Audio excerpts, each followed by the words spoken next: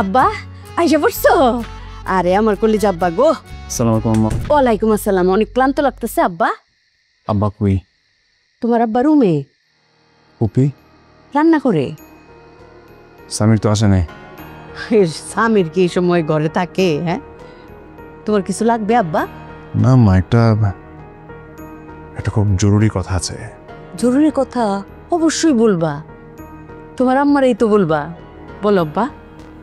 আমার অফিসের chairman sir আছেন না, চেয়ারম্যান স্যারের একটাই সন্তান, মানে একটা মেয়ে। সে তো বিদেশ থাকে, সে দেশে আসছে। চেয়ারম্যান স্যার আজকে আমাকে বললেন যে তার মেয়ের সঙ্গে আমাকে বিয়ে দিতে চান।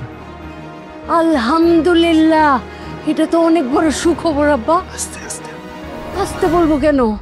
আল্লাহ আমাদের দিকে মুখ ফিরে তাকাইছে আব্বা, আমি খুব খুশি হয়েছি।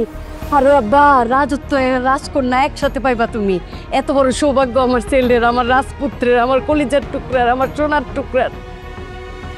তো আম্মা আব্বাকে মানে কেমনে ম্যানেজ করবো? আরে দূরে, তোমার আব্বারে ম্যানেজ করবো আমি। তুমি এটা নিয়ে কোনো চিন্তাই করো না তো। প্রবলেম তো আরেকটা আছে। আবার কি প্রবলেম? যাকে আমি পছন্দ করতাম ওকে কি বলবো? আরে না করে দিবা। না করলে কি মানবে মা? অবশ্যই মানবে। বলবা যে তোমার আব্বা আম্মা রাজি না, ওই মেয়েকে আমরা পছন্দ করি না। আর তুমি তো ওইরকম ছেলে না যে বাবা মার অমতে যায়া ওই মেয়েরে বিয়ে করবা। এত বেদ্যপ ছেলে তো তোমারে পয়দা করি নাই বাবা।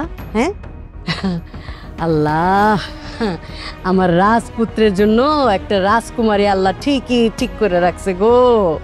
আর কোম্পানির চেয়ারম্যান পছন্দ করবে না? তারা তো সৌভাগ্যবান যে এরকম একটা সোনার টুকরা ছেলে তারা পাবে, এরকম হ্যান্ডসাম, শিক্ষিত, আদর্শ। মা হয়েছে। আমার ছেলে লাখে একটা, কম কি আমার ছেলে? আমি খুব খুশি হয়েছি আব্বা, খুব খুশি হয়েছি। আচ্ছা আমি ফ্রেশ হয়ে নিলাম। ফ্রেশ হয়ে নাও, তোমার জন্য আমি জুস বানাইতেছি। যাও যাও যাও। আল্লাহ আল্লাহ, তুমি এত দয়াবান। হ্যাঁ, কত ধনী পরিবারের একটা মেয়ে এই পরিবারের বউ হয়ে আসবে। আর আমার ছেলে, আমার সোনার টুকরা ছেলে, আমার কলিজার টুকরা ছেলে ফাহাদ কত সম্মান পাবে ওই পরিবারে, কত বড় পরিবারের জামাই হবে। আল্লাহ আল্লাহ, তোমার কাছে কোটি কোটি শুকরিয়া আল্লাহ। আমিন।